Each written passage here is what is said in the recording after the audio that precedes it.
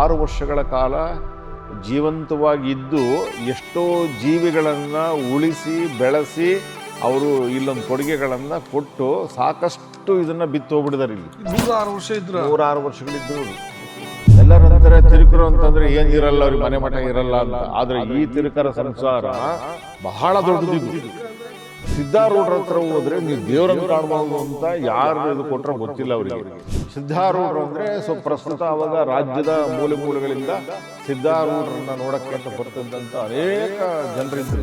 ನಾನು ಸಿದ್ಧೌಷಧ, ದಿವ್ಯ ಔಷಧ, ವನೌಷಧ ಇದ್ರ ಬಗ್ಗೆ ನಾನು ಏನಾದ್ರು ಮಾಡಬೇಕು, ಜನಗಳ ಕಾಯಿಲೆಗಳನ್ನ ನಿವಾರಿಸುವಂತ ನನಗೊಂದು ಶಕ್ತಿ ಬರಬೇಕು, ಅದು ಕಲಿಬೇಕು ಅಂತ. ಹಂಗಾದ್ರೆ ಒಂದು ಕೆಲಸ ಮಾಡು, ಪಾಕಿಸ್ತಾನಕ್ಕೆ ಹೋಗು ಅಂತ ಹೇಳ್ತಾರೆ. ಪಾಕಿಸ್ತಾನ ಲಾಹೋರ್ಗೆ ಹೋಗು ಅಂತ. ಸರ್ಕಾರದ ವಿರುದ್ಧ ದನಿ ಎತ್ತವರು ಅಂತ ಇರುತ್ತವಾಗ, ಹಂಗಾಗಿ ಎಷ್ಟೋ ಸರಿ ಬ್ರಿಟಿಷರ ಇದಕ್ಕೂ ಕೂಡ ಅವರು ಇದಾಗ್ತಾರೆ.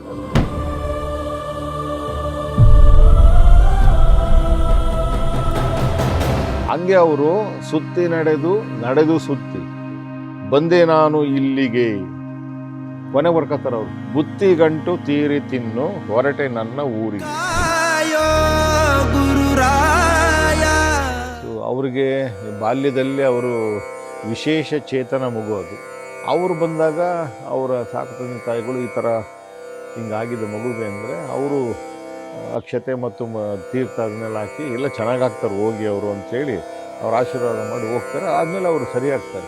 ಆಮೇಲೆ ಒಂದು ವರದಿ ಪ್ರಕಾರ, ಒಂದು ರಿಸರ್ಚ್ ನಾವು ಮಾಡ್ತಾ ಹೋದಾಗ ಅವ್ರ ಶರೀರದಲ್ಲಿ ಒಂದು ಗುಂಡಿತ್ತು ಅಂತ ಕೇಳ್ಪಟ್ಟು, ಒಂದು ಫೈರ್ ಆಗಿತ್ತು ಅಂತ.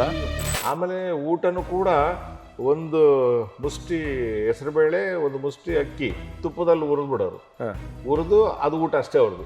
ಅವ್ರಿಗೆ ಮೈಸೂರಲ್ಲಿ ಇದೆ ಜಗ್ಗಿ ವಾಸುದೇವ್ ಸರ್ ಏನಿದೆ, ನಮ್ಮ ಜಗ್ಗಿ ಫೌಂಡೇಶನ್, ಇಜಾ ಫೌಂಡೇಶನ್ ಇದೆಯಲ್ಲ, ಮೈಸೂರಿನಲ್ಲಿ ಶಿವರಾತ್ರಿ ದೇಶಿಕೇಂದ್ರ ಸ್ವಾಮೀಜಿಯವರ ಇದರಲ್ಲಿ ಒಂದು ಯೋಗ ಪ್ರದರ್ಶನ ಮಾಡುವಾಗ ಅವರಿಗೆ ಮೈಲ್ಡ್ ಆಗಿ ಹಾರ್ಟ್ ಅಟ್ಯಾಕ್ ಆಗುತ್ತೆ. ಸೊ ಫಾರ್ ರೀಸನ್ ಅವಕ್ಕೆ ಆಧಾರ ಇಲ್ಲದೆ ಇರ್ತಕ್ಕಂಥವೆಲ್ಲ ಇದ್ವಿ. ಇಲ್ಲಿ ಯಾರು ಸಿಕ್ಕಾಪಟ್ಟೆ ಜನ ಈ ವಿದ್ಯಾರ್ಥಿಗಳು ಏನು ನೀರು ನೆರಳು ದರಾ ಬೇಂದ್ರೆ ಅವರು ಕೋಟ್ ಮಾಡ್ತಾರೆ. ಇಲ್ಲದು ರಾಘವೇಂದ್ರ ಸ್ವಾಮೀಜಿ ಅವರು ಇದ್ರ ಬಗ್ಗೆ ಅವರು ಬರೀತಾರೆ. ಅವರು ಗುಡ್ಡಗಾಡಿನ ಸೊತ್ತು ಕಾಪಾಲಿಕರ ಮಾಡ ಅಂತ. ಆಮೇಲೆ ಅಲ್ಲಿ ಬರೀತಾರೆ, ರಾಗಿ ಮುದ್ದೆಗೆ ಪ್ರಸಾದದ ಬೆಲೆಯು ಅಂತ ಬರೀತಾರೆ ಅವರು. ಪ್ರಶಸ್ತಿಗಳು ಬರಲಿ ಪ್ರಶಸ್ತಿಗಳು ಎಷ್ಟು ಕೊಡ್ತಾರಪ್ಪ ದುಡ್ಡು ಅಂತ ಕೇಳೋದವ್ರಿಗೆ. ಇಲ್ಲ ದುಡ್ಡಿಲ್ಲ, ಈ ಥರ ಬಂಗಾರದ ಶೀಲ್ಡು, ಶಾಲು, ಟೋಪಿ ಅದು ತಗೊಂಡು ನಾನೇ ಮಾಡಲಿ, ಮಕ್ಳಿಗೆ ಊಟಕ್ಕೆ ದುಡ್ಡಿಲ್ಲ, ಸೋಪಿಗೆ, ಬಟ್ಟೆಗೆ, ಅನ್ನಕ್ಕೆ ದುಡ್ಡು ಕೊಡ್ರಪ್ಪ ಅಂತ ಕೇಳೋರು. ಅದಿಲ್ಲ ಅಂದರೆ ಇಲ್ಲಿ ಬೇಡಪ್ಪ ಪ್ರಶಸ್ತಿ ಅಂತ ಹೇಳೋರು.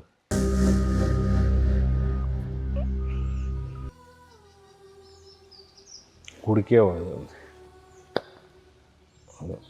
ಸಣ್ಣದು ಕುಡಿಕೆ,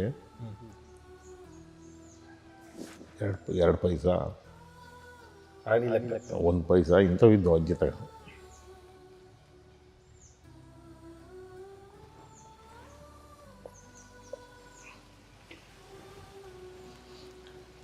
ಕಟ್ ಮಾಡ್ಕೊಳಪ್ಪ. ಅಂದರೆ 2 ಪೈಸಾ, 3 ಪೈಸಾ, 5 ಪೈಸಾ ಈ ಥರ ಅಜ್ಜಿ ಹೊಡಿತದ. 2 ರೂಪಾಯಿ ಅಷ್ಟೇ ಇಸ್ಕೊಂಡು.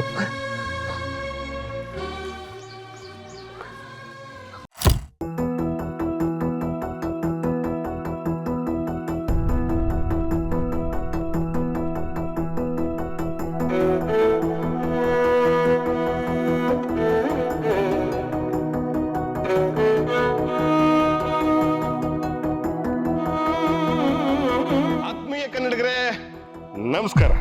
ಒಂದು ವಿಶೇಷವಾದ ಜಾಗ ಮತ್ತು ಆ ವಿಶೇಷ ಜಾಗಕ್ಕೆ ವಿಶೇಷ ತಂದಂಥ ಒಬ್ಬ ಮಹಾನ್ ಯೋಗಿಯ ಬಗ್ಗೆ ಹೇಳೋದಕ್ಕೆ ಈ ಜಾಗಕ್ಕೆ ಬಂದು ನಿಂತಿದ್ದೀನಿ.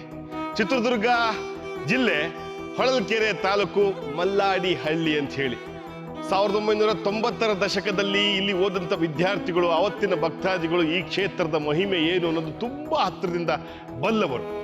ಆದರೆ ಈಗ ಆ ವಿಚಾರಗಳನ್ನು ನಿಮಗೆ ತಿಳಿಸ್ಬೇಕು, ಇವತ್ತಿನ ಜನರೇಷನ್ಗೆ ಅದನ್ನ ಮುಟ್ಟಿಸ್ಬೇಕು ಅಂತ ಹೇಳಿ ಬಂದಿದ್ದೀನಿ.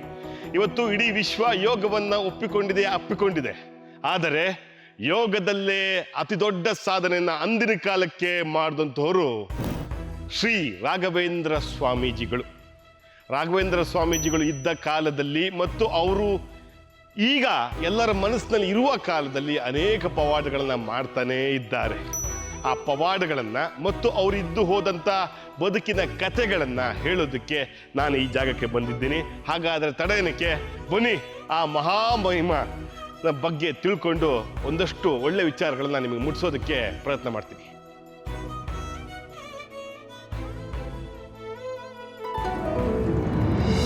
ಆತ್ಮೀಯ ಕನ್ನಡಿಗ,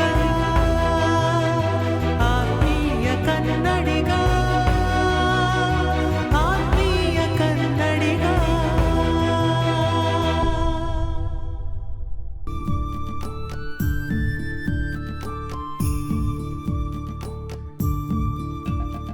ಆತ್ಮೀಯ ಕನ್ನಡಿಗರೇ, ಇಲ್ಲಿಗೇನೋ ಬಂದೆ. ನನಗೆ ಗೊತ್ತಿದ್ದು ಈ ಆಶ್ರಮನ, ಈ ಪುಣ್ಯಕ್ಷೇತ್ರವನ್ನ ಟೂರ್ ಮಾಡಿ ತೋರಿಸ್ಬೋದು. ಆದರೆ ಇದ್ರ ಬಗ್ಗೆ ಹೇಳೋದಕ್ಕೆ ಒಬ್ಬ ಸೂಕ್ತ ವ್ಯಕ್ತಿ ಬೇಕಲ್ವಾ? ಲಕ್ಷಾಂತರ ಜನ ಇದ್ದಾರೆ ಇದ್ರ ಬಗ್ಗೆ ಮಾತನಾಡೋಕ್ಕೆ. ಬಟ್ ಈ ಕ್ಷಣಕ್ಕೆ ಯಾರು ಬೇಕು, ಏನು ಬೇಕು ಅಂತ ನನಗೆ ಹೊಡೆದಾಗ ಆ ವ್ಯಕ್ತಿ ನಿರ್ದೇಶಕ, ನಟ ಹಾಗೂ ವಿಚಾರವಾದಿಯಾದಂತಹ ರಾಧಾಕೃಷ್ಣ ಪಲ್ಲಕ್ಕಿಯವರು ಈ ಬಗ್ಗೆ ಹೇಳಿದ್ರೆ ಹೆಂಗಿರುತ್ತೆ? ಬನ್ನಿ ಅವ್ರ ಜೊತೆಗೆ ಈ ಆಶ್ರಮದ ಟೂರ್ ಮಾಡೋಣ. ಮಲ್ಲಡಳ್ಳಿ ಊರಾಗವ್ವ ರಾಘವೇಂದ್ರ ಗುರೂಜಿ ಇದ್ದಾರವ್ವ. ಘಟ ಮುರಿದೋಯಿತವ್ವ, ಘಟ ಮುರಿದೋಯಿತವ್ವ. ಗುರುನಾಥನವ್ವ ಮಾಯವಾದನವ್ವ. ಇಂಥ ಗುರುನಾಥನನ್ನು ನಾ ಹೆಂಗೆ ಮರೆಯಲವ್ವ, ನಾ ಹೆಂಗೆ ಮರೆ. ಆತ್ಮೀಯ ಕನ್ನಡಿಗರೇ, ಈಗ ಮಲ್ಲಾಡಿ ಹಳ್ಳಿಯ ಆಶ್ರಮವನ್ನು ನೀವು ನೋಡ್ತಾ ಇದ್ದೀರಿ. ಆದರೆ ಆಶ್ರಮದ ಬಗ್ಗೆ ತಿಳ್ಕೊಬೇಕಲ್ಲ, ಹಾಗಾಗಿ ನಮ್ಮ ಜೊತೆಗೆ ರಾಧಾಕೃಷ್ಣ ಪಲ್ಲಕ್ಕಿ ಸರ್ ಇದ್ದಾರೆ. ಸರ್, ಈ ಆಶ್ರಮದ ಬಗ್ಗೆ ನನಗೆ ಆಗಾಗ ಹೇಳ್ತಾ ಇದ್ರಿ.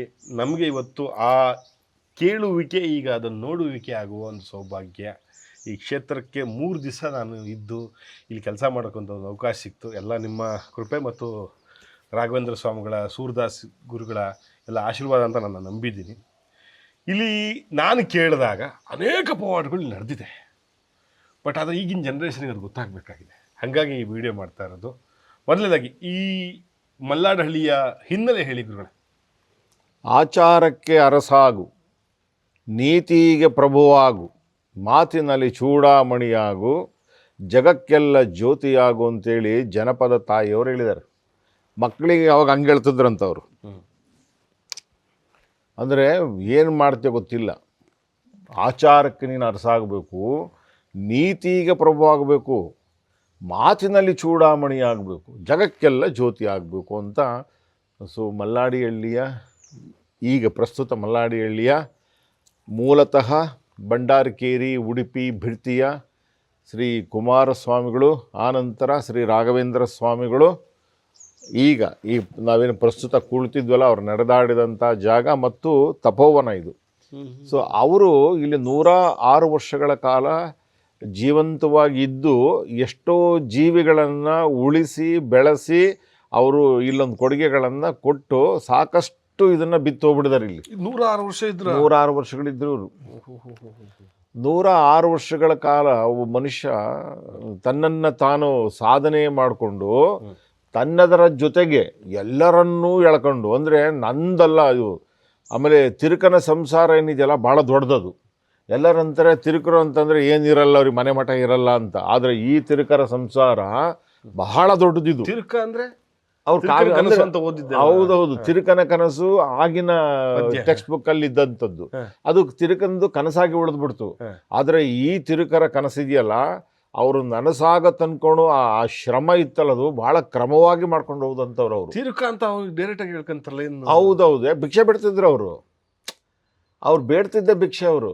ಸೊ ಹಾಗಾಗಿ ಅವರನ್ನು ಅವರು ತಿರುಕ ಅಂತ ಕರ್ಕೊಂಡ್ರು. ಆಮೇಲೆ ಅವರು ನಾಟಕನೂ ಕೂಡ ಆಡುವಾಗ ತಿರುಕನ ವೇಷನೇ ಹಾಕೊಂಡು ನಾಟಕ ಆಡ್ತಿದ್ರು ಅವರು. ನಾಟಕ ಹೌದೌದು, ಹರಕ ಬಟ್ಟೆ, ಚಿಂದಿ ಬಟ್ಟೆನೆಲ್ಲ ಹಾಕ್ಕೊಂಡು ಆ ನಾಟಕ ಆಡಿದ್ದು ಫೋಟೋಸ್ ಎಲ್ಲ ಇದೆ, ಎಲ್ಲ ದಾಖಲೆಗಳಿದ್ದಾವೆ ಅವೆಲ್ಲ.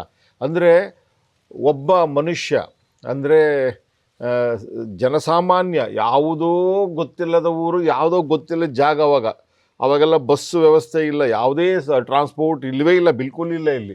ಅಂಥ ಕಾಲಘಟ್ಟದಲ್ಲಿ ನನ್ನನ್ನು ನಾನು ಹುಡುಕಬೇಕು, ನನ್ನೊಳಗಡೆ ದೇವರನ್ನು ಕಾಣಬೇಕು ಅಂತ ದೇವರನ್ನು ಕಾಣುವ ಒಂದು ಪ್ರಕ್ರಿಯೆ ಇಟ್ಕೊಂಡವರು ನಾನು ಅಲ್ಲಿದ್ದರೆ ನಾನು ದೇವ್ರು ಕಾಣೋಕ್ಕಾಗಲ್ಲ, ಈ ದೂರಲ್ಲಿ ಇದ್ದರೆ ದೇವ್ರು ಕಾಣೋಕ್ಕಾಗಲ್ಲ ಅಂತೇಳಿ ಅವರು ಆ ಊರನ್ನು ತೊರೆದ್ಬಿಡ್ತಾರೆ ಒಂದೇ ಸರಿ. ಉಡುಪಿ, ಕುಂದಾಪುರ. ಕುಂದಾಪುರ ತೊರೆದ್ಬಿಡ್ತಾರೆ ಅವರು. ಅವ್ರ ಜೊತೆಯಾಗಿ ಓದಂಥವ್ರು ಭಾಳ ದೊಡ್ಡ ದೊಡ್ಡವರಿದ್ದಾರೆ, ಅದನ್ನೆಲ್ಲ ಹೆಸರು ಆಮೇಲೆ ಹೇಳ್ತೀನಿ. ಅವ್ರ ಜೊತೆಯಾಗಿ ಓದ್ದವರು ಆಮೇಲೆ ಭಾಳ ದೊಡ್ಡ ಜ್ಞಾನಪೀಠ ಪ್ರಶಸ್ತಿ ವಿಜೇತರು ಆದರು ಅವರು, ಅವ್ರ ಜೊತೆ ಓದಂಥವ್ರು. ಆಮೇಲೆ ದೇವರನ್ನು ಕಾಣ್ತಕ್ಕಂಥ ಹಂಬಲ ಏನಿತ್ತು ಅದು ಹೆಚ್ಚಾಗ್ಬಿಡ್ತು ಅವರಿಗೆ. ಸೊ ಆಧ್ಯಾತ್ಮಿಕ ಒಲವುಗಳನ್ನು ಬೆಳೆಸಿದಂಥವ್ರು ಆದಿಯಿಂದ ಬಂದಂಥ ಆತ್ಮದ ಅದು ಪಳೆಯುಳಿಕೆನೋ ಗೊತ್ತಿಲ್ಲ, ಅದು ಆಧ್ಯಾತ್ಮದ ಕಡೆ ಸೆಳೆತ ಏನಿತ್ತು ಆ ಸೆಳೆತ ಅವರನ್ನು ಕೊಂಡೊಯ್ದುಬಿಡ್ತದು. ಹಾಗಾಗಿ ಅವರು ಊರನ್ನು ಬಿಟ್ಟರು. ಆವಾಗ ಯಾವುದೇ ವ್ಯವಸ್ಥೆ ಇಲ್ಲಲ್ಲ, ಆವಾಗ ಕಾರಿಲ್ಲ, ಬರೀ ಕಾಲೇ. ಸೊ ಅವರ ಕಾಲನ್ನೇ ಅವರು ಕಾರ್ ಮಾಡಿಕೊಂಡ್ರು. ಅಲ್ಲಿಂದ ಪ್ರಯಾಣ ಬೆಳೆಸಿದ್ರು. ಏನು ಅಂದರೆ ದೇವರನ್ನು ಕಾಣಬೇಕು, ದೇವರನ್ನು ಹುಡುಕಬೇಕು ಅಂತೇಳಿ ಹೊರಟವರು ಸೀದಾ ಸಿದ್ಧಾರೂಢರು ಭಾಳ ದೊಡ್ಡ ಶಕ್ತಿ ಅವಾಗ. ಸಿದ್ಧಾರೂಢರು ಅಂದರೆ ಪ್ರಸ್ತುತ ಅವಾಗ ರಾಜ್ಯದ ಮೂಲೆ ಮೂಲೆಗಳಿಂದ ಸಿದ್ಧಾರೂಢರನ್ನು ನೋಡೋಕ್ಕೆ ಅಂತ ಬರ್ತಿದ್ದಂಥ ಅನೇಕ ಜನರಿದ್ದರು. ಸಿದ್ಧಾರೂಢರ ಹತ್ರ ಹೋದರೆ ನೀವು ದೇವರನ್ನು ಕಾಣ್ಬೋದು ಅಂತ ಯಾರು ಇದು ಕೊಟ್ಟರೋ ಗೊತ್ತಿಲ್ಲ ಅವರಿಗೆ. ಹಾಗಾಗಿ ಅವರು ಇಲ್ಲೇ ಅಲ್ಲೇ ಹಂಗೆ ಕಟ್ ಜರ್ನಿ ಮಾಡಿ ಅವರು ಹುಬ್ಬಳ್ಳಿಗೆ ಹೋದರು. ಹುಬ್ಬಳ್ಳಿಯಲ್ಲಿ ಹೋಗಿ ಸಿದ್ಧಾರೂಢರು ನೋಡೋಕ್ಕೆ ಬೇಕಲ್ಲ ಒಂದಿಷ್ಟು ಸಮಯ, ಸುಮ್ಮನೆ ಹೋದ ತಕ್ಷಣ ಸಿಕ್ಬಿಡೋದಿಲ್ಲ ಅವರು. ಅವ್ರು ನೋಡೋಕ್ಕೊಂದು ಯೋಗ ಬೇಕು. ಅದು ಆ ಥರದ್ದೊಂದು ಸಂದರ್ಭ ಒದಗಿ ಬಂದಾಗ ಅಲ್ಲೇ ಉಳ್ಕೋತಾರೆ ಅವರು. ಸಿದ್ಧಾರೂಢರ ಮಠದ ಪಕ್ಕದಲ್ಲೇ ಒಂದು ಮನೇಲಿ ಉಳ್ಕೋತಾರೆ. ಅಲ್ಲೊಂದಿಷ್ಟು ದಿನ ಅವ್ರು ಇಟ್ಕೋತಾರೆ ಅವ್ರನ್ನ. ಅದಾದಮೇಲೆ ಸಿದ್ಧಾರೂಢರು ಸಿಗ್ತಾರೆ. ಅದೇ ನಾನು ದೇವ್ರು ನೋಡಬೇಕು ಅಂದಾಗ, ಅಯ್ಯೋ ಹುಚ್ಚಪ್ಪ ದೇವ್ರು ನೋಡೋಕೆ ಇಲ್ಲಿಗೆ ಯಾರು ಬರ್ತಾರೇನೋ, ದೇವ್ರಿರೋ ಜಾಗ ಎಲ್ಲಿದೆ ಅದಲ್ಲಿ ಕರ್ಕೊಂಡು ಹೋಗ್ತೈತೆ, ನೀನು ಹೋಗ್ತಾ ಇರ್ಬೇಕಷ್ಟೇ, ನಿಂತ್ಕೋಬೇಡ ನೀನು ಅಂತ ಹೇಳ್ತಾರೆ. ಅಲ್ಲಿಂದ ಅವ್ರ ಪ್ರಯಾಣಗಳು ಪಂಡ್ರಾಪುರದ ಕಡೆಗೆ ಅಲ್ಲಿ ಹೋಗ್ತಾರೆ. ಅಲ್ಲಿ ಶಿವಾನಂದ ಗುರುಗಳನ್ನು ನೋಡೋಕ್ಕೆ ಅಂತೇಳಿ ಶಿವಾನಂದ ಗುರುಗಳಿಗೂ ಭೇಟಿ ಮಾಡ್ತಾರೆ. ಅವ್ರು ಯಾರ ದರ್ಶನವೂ ಆಗೋದಿಲ್ಲ. ಸರಿ, ಇನ್ನೇನು ನನಗೆ ಯಾವುದೂ ದರ್ಶನ ಆಗಲ್ಲ, ನಾನು ಜೀವನದಲ್ಲಿ ಏನು ಪಡ್ಕೊಂಬಂದೇ ಇರತಕ್ಕಂಥ ವ್ಯಕ್ತಿ ನಾನು, ನನಗೆ ಈ ದೇಹ ಬೇಕಾಗಿಲ್ಲ, ಬಿಟ್ಬಿಡೋಣ ಅಂತೇಳಿ ನಿರ್ಧಾರಕ್ಕೆ ಬರ್ತಾರೆ ಅವರು. ಆವಾಗ ನಿರ್ಧಾರಕ್ಕೆ ಬಂದು ನಾನು ಕೊನೆಗೆ ನನ್ನ ಶರೀರ ಬಿಟ್ಕೊಳ್ಳೋದೆ ಒಳ್ಳೆಯದು ಅಂತೇಳಿ ಆ ಥರ ನಿರ್ಧಾರಕ್ಕೆ ಬಂದಾಗ ಅಲ್ಲೊಂದು ಇಬ್ಬರು ನಿಂತಿರ್ತಾರೆ, ದಂಡ ಗಿಂಡ ಇಟ್ಕೊಂಡು. ಒಬ್ಬರು ಕೂತಿರ್ತಾರೆ ಅಲ್ಲೇ ಪಕ್ಕದಲ್ಲಿ, ಆ ದೊಡ್ಡ ನದಿ ಇದರ ಎಡ್ಜಸ್ಸಲ್ಲಿ. ಅಲ್ಲಿ ಹೋಗಿ ಅಲ್ಲಿ ಯಾರೋ ಇದಾರಲ್ಲ ಅಂತ ಅವ್ರ ಹತ್ರಕ್ಕೆ ಹೋಗಿ ಕೇಳಿದಾಗ, ಈ ಥರ ನೀವು ಯಾರು ಅಂತ ಗೊತ್ತಾಗಲಿಲ್ಲ ಅಂತೇಳಿ ಇವರೇ ಕೇಳ್ತಾರೆ. ಇವ್ರು ಯಾರು ನೋಡೋಕೆ ಬಂದಿದ್ರಲ್ಲ ಅವರೇ ಶಿವಾನಂದ ಸ್ವಾಮಿಗಳಲ್ಲಿರ್ತಾರೆ. ಆ ಜಾಗಕ್ಕೆ ಬಂದಿರ್ತಾರೆ ಅವತ್ತು. ಅವರೆಲ್ಲ ದರ್ಶನ ಆದಮೇಲೆ ಅವರು ಆಶೀರ್ವಾದ ಮಾಡಿ ಅಲ್ಲೊಂದು ಸ್ವಲ್ಪ ವರ್ಷಗಳ ಕಾಲ ಅಲ್ಲಿ ತಂಗಿದ್ದು, ಅಲ್ಲಿಂದ ಅವರು ಮತ್ತೆ ಹೆಚ್ಚು ವಿದ್ಯೆ ಕಲಿಬೇಕಲ್ಲ, ಅದಕ್ಕೋಸ್ಕರ ಮಧ್ಯಪ್ರದೇಶದ ಬರೋಡಾಗೆ ಹೋಗ್ತಾರೆ. ಅಲ್ಲಿ ಜುಮ್ಮಾ ಇನ್ಸ್ಟಿಟ್ಯೂಟ್ಗೆ ಅಲ್ಲಿ ಸೇರ್ಕೋತಾರೆ. ಅಲ್ಲಿ ಮಾಣಿಕ್ ಶಾ ಅಂತೇಳಿ ದೊಡ್ಡ ಇವರವರು. ಆಗಿನ ಕಾಲದಲ್ಲಿ ಈ ಥರದ ತರಬೇತಿಗಳನ್ನು ಕೊಡೋದು, ಜಿಮ್ನಾಸ್ಟಿಕ್ ಸಂಬಂಧಪಟ್ಟಂಥದ್ದು, ಈ ಥರದ ತಾಲೀಮುಗಳನ್ನು ಮಾಡುವಂಥದ್ದು ಭಾಳ ದೊಡ್ಡ ಹೆಸರು ಟೈಮ್ ಅದು. ಮಾಣಿಕ್ ಶಾ, ಹೌದೌದು, ಕುಸ್ತಿ ಟೈಮ್, ರೆಸ್ಲಿಂಗ್ ಟೈಮ್ ಅದೆಲ್ಲ. ಆಮೇಲೆ ಕೋಲುಗಳು, ಕತ್ತಿ ಪರ್ಸುಗಳು, ಇವೆಲ್ಲ ಇದ್ವಲ್ಲ ವಿದ್ಯೆಗಳು, ಆ ವಿದ್ಯೆಗಳನ್ನೆಲ್ಲ ಅವರು ಕಲಿಸ್ತಾ ಇದ್ರು. ಅದನ್ನು ಕಲಿಬೇಕು ಅಂತ ಆಸಕ್ತಿ ಇತ್ತಲ್ಲ, ಅವ್ರು ಮತ್ತೆ ಅಲ್ಲಿಂದ ಅಲ್ಲಿ ಪ್ರಯಾಣ ಮಾಡ್ತಾರೆ. ಅಲ್ಲಿ ಅವರು ಇವ್ರ ಹೆಸರು ರಾಘವೇಂದ್ರ, ಅದು ಹೇಳೋದು ತುಂಬ ಕಷ್ಟ ಆಗುತ್ತೆ ಅವರಿಗೆ. ಅದಕ್ಕೆ ಕರ್ನಾಟಕಿ ಅಂತ ಕರಿತಿರ್ತಾರೆ ಅವರು. ಕರ್ನಾಟಕಿ ಇದ್ರಾವ್ ಈ ಥರ. ಅಂದರೆ ಭಾಷೆಗಳನ್ನು ಹೆಂಗೆ ಕಲ್ತರು ಅಂದರೆ, ಪಂಡ್ರಾಪುರಕ್ಕೆ ಹೋದರು, ಹುಬ್ಳಿಗೆ ಹೋದರು, ಹುಬ್ಳಿಗೆ ಉತ್ತರ ಕರ್ನಾಟಕದ ಭಾಷೆಯನ್ನು ಕಲ್ತರು. ಪಂಡ್ರಾಪುರಕ್ಕೆ ಹೋದರು, ಮರಾಠಿ ಕಲ್ತರು. ಅಲ್ಲಿಂದ ಮಧ್ಯಪ್ರದೇಶಕ್ಕೆ ಹೋದರು, ಹಿಂದಿ ಕಲ್ತರಲ್ಲಿ. ಹಿಂಗೆ ನೋಡಿ ಭಾಷೆಗಳನ್ನು ಕಲಿಕೆಯನ್ನೆಲ್ಲ ಅಲ್ಲೇ ಕಲಿತಾ ಹೊರಟೋಗ್ಬಿಟ್ರು ಅವರು. ಅಲ್ಲಿ ಮಾಣಿಕ್ ಶಾ ಅವ್ರ ಹತ್ರ ಅಲ್ಲೊಂದಿಷ್ಟು ವರ್ಷಗಳ ಕೆಲಸ ಮಾಡಿ, ನಾನು ಸಿದ್ಧೌಷಧ, ದಿವ್ಯೌಷಧ, ವನೌಷಧ ಇದ್ರ ಬಗ್ಗೆ ನಾನೇನಾದರೂ ಮಾಡಬೇಕು, ಜನಗಳ ಕಾಯಿಲೆಗಳನ್ನು ನಿವಾರಿಸುವಂಥ ನನಗೊಂದು ಶಕ್ತಿ ಬರಬೇಕು, ಅದನ್ನು ಕಲಿಬೇಕು ಅಂತಾರೆ.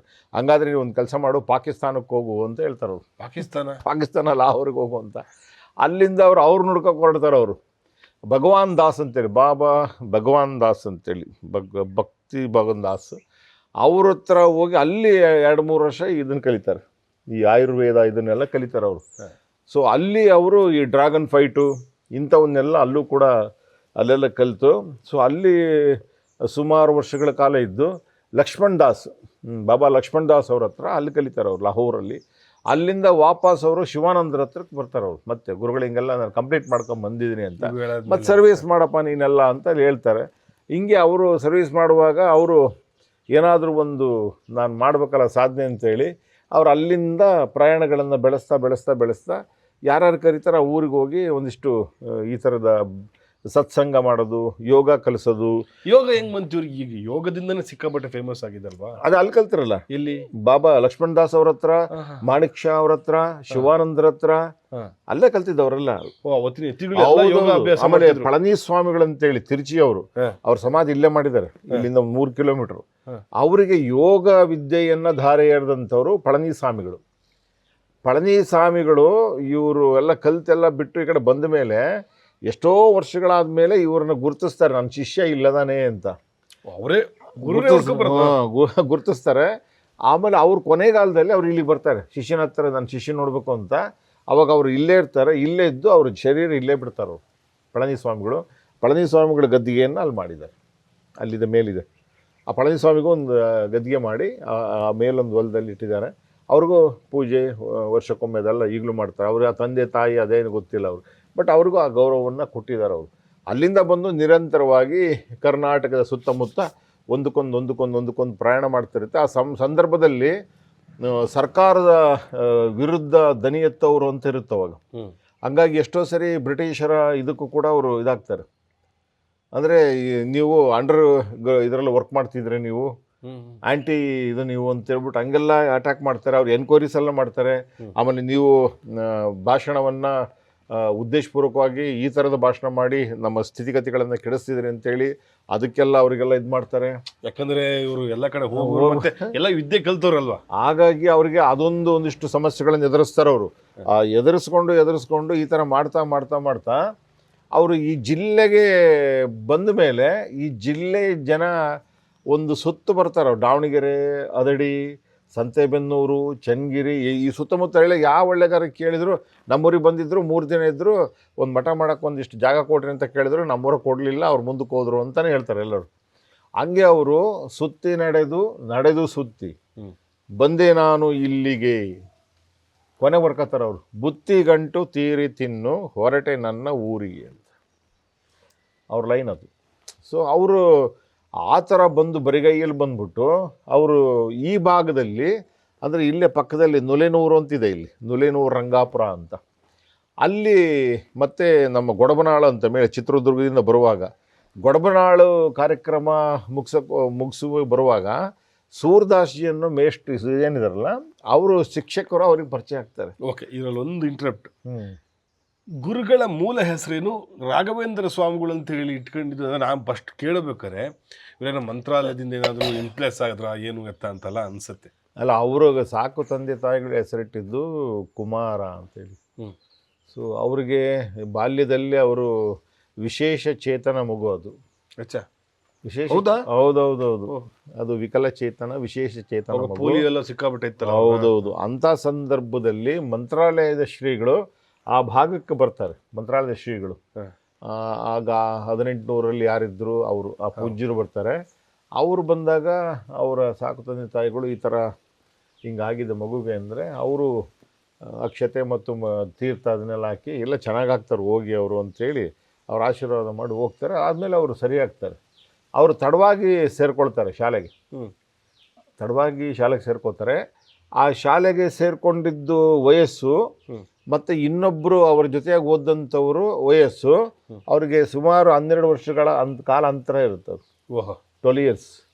ಅದನ್ನು ಕೋಟ್ ಮಾಡ್ತಾರೆ ಅವರು. 12 ವರ್ಷಕ್ಕಿಂತ ನಾನು ಅವ್ರಿಗಿಂತ ನಾನು ದೊಡ್ಡವನು, ನನಗೆ ಇಷ್ಟು ವರ್ಷ ಆಗಿದೆ ಅಂತ ಅವ್ರು ಹೇಳ್ತಾರೆ. ಇಲ್ಲ, ಅವ್ರಿಗೆ ಅಷ್ಟಾಗಿಲ್ಲ, ಇಷ್ಟಾಗಿದೆ ಅಂತ ಅವ್ರು ಹೇಳ್ತಾರೆ. ಅದೊಂದು ಚರ್ಚೆ ನಡೀತು ಮಧ್ಯದಲ್ಲಿ.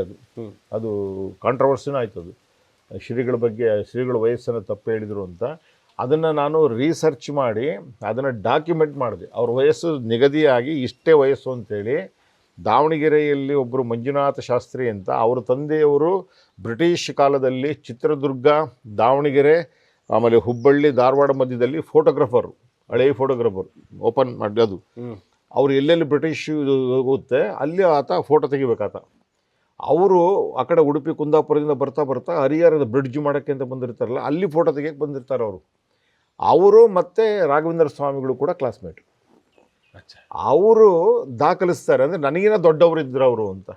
ಅವ್ರ ಮಗ ಮಂಜುನಾಥ ಶಾಸ್ತ್ರಿ ಅಂತೇಳಿ ಅವ್ರು ದಾವಣಗೆರೆಗಿದ್ದಾರೆ, ರಿಪೋರ್ಟರ್ ಅವರು, ಜರ್ನಲಿಸ್ಟು, ಸೋಷಿಯಲ್ ಆ್ಯಕ್ಟಿವಿಟೀಸ್ ಅವರು ಅದನ್ನು ಅವರ ತಾಯಿ ಅದನ್ನು ಡಾಕ್ಯುಮೆಂಟ್ ಮಾಡಿಕೊಡ್ತಾರೆ ನನಗೆ. ನಾನು ಹುಡುಕ್ತಾ ಹೋದಾಗ ಇವ್ರ ವಯಸ್ಸಿಗೆ ಅದು ಕಾಂಟ್ರವರ್ಸಿ ಇದೆ ಅನ್ನೋ ಕಾರಣಕ್ಕೋಸ್ಕರ ಅದನ್ನು ಹುಡುಕ್ತಾ ಹೋಗ್ತೀನಿ ನಾನು. ಆಮೇಲೆ ಅದು ಗೊತ್ತಾಗುತ್ತೆ ಅದು ಈಕ್ವಲ್ ಏಜ್ ಅಂತೇಳಿ. ಸೊ ಆ ಥರ ಬಾಲ್ಯದಿಂದ ವಿಕಲಚೇತನ ವಿಶೇಷಚೇತನ ಮಗುವಾಗದ್ದು ಅದಕ್ಕೆ ಆಧ್ಯಾತ್ಮದ ಸೆಳೆದ ಇವ್ರ ಕಡೆಯಿಂದನೇ ಬಂದಿರ್ಬೋದು ಅನ್ನೋದು. ಅಲ್ಲಿಂದ ಅವ್ರು ಹೊರಟರು. ಅದಕ್ಕೆ ಆ ಆ ಕಾಯಿಲೆ ಏನು ಗುಣಮುಖವಾಯ್ತಲ್ಲ, ಅದಕ್ಕೆ ಶ್ರೀಗಳ ರಾಘವೇಂದ್ರ ಸ್ವಾಮಿಗಳ ಹೆಸರನ್ನು ಇಟ್ಟರು. ಅದೇ ಹೆಸರು ಮುಂದುವರೆದು ಇಲ್ಲಿ ಬಂತು. ಏನು ಕೇಳಿದವರು ರಾಘವೇಂದ್ರ ಅಂತ ಇಟ್ಕೊಳ್ಳೋರು. ಆಮೇಲೆ ಇಲ್ಲಿ ಬಂದು ಈ ಕಡೆ ಭಾಗದಲ್ಲೆಲ್ಲ ಅವರು ತಿರುಕ ಅಂತಲೇ ಬರೆಯೋಕ್ಕೆ ಶುರು ಮಾಡಿದರು. ಅವರು ಸಹಿ ಆಗ್ತಾ ಇದ್ದಿದ್ದು ರಾಘವೇಂದ್ರ ಸ್ವಾಮಿ ಅಂತ ಹಾಕಲಿಲ್ಲ, ಸೇವೆ ಸೇವೆ ಸೇವೆ ಅಂತ ಹಾಕ್ಬಿಟ್ಟು ಹಾಕರು ಇಷ್ಟೇ.